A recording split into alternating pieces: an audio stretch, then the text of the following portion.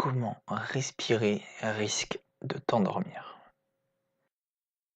Alors, je parle pas fort parce que je suis posé sur mon lit et il est 22h20 et je me suis dit que j'allais faire un petit exercice avec toi, un exercice de respiration.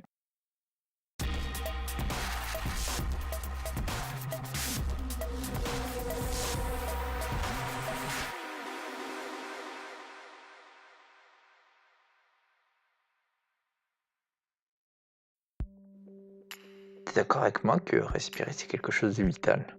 Enfin, en tout cas, j'espère. Et une chose dont on est un petit peu moins conscient, c'est l'impact du rythme et de la profondeur des respirations sur l'ensemble de ton corps. Ce que j'appelle respiration profonde, c'est vraiment une respiration qui va durer entre 5 et 10 secondes. Une expiration qui va durer à peu près dans les mêmes eaux. Donc, la respiration qui va avoir un très bon effet sur ton endormissement, c'est une respiration que je vais appeler une respiration thoracique. Ce que j'entends par là, c'est que tu ne vas pas respirer avec le ventre, donc en gonflant le ventre pendant l'inspiration, mais bien en gonflant la cage thoracique en inspirant. On va essayer ensemble.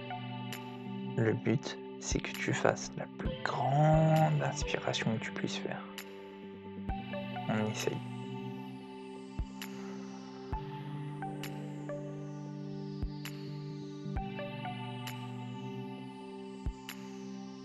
Et t'expires.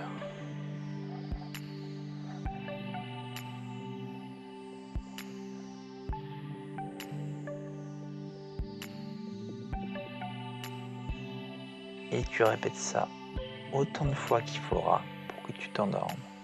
Tu verras qu'à un moment donné, si t'es pas habitué à respirer de cette façon, si t'es pas habitué à respirer de façon profonde et respirer avec ta cage thoracique, entre guillemets, tu vas avoir une sensation située au milieu du plexus.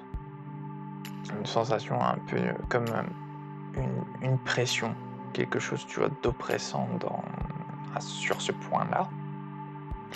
Et tu vas ressentir un peu comme une lourdeur au niveau de ton front, comme si ton cerveau était plus lourd à cet endroit-là et que du coup, ça mettait une pression sur ton crâne, ce qui fait que tes yeux vont se fermer beaucoup plus facilement et que tu vas dormir beaucoup plus facilement.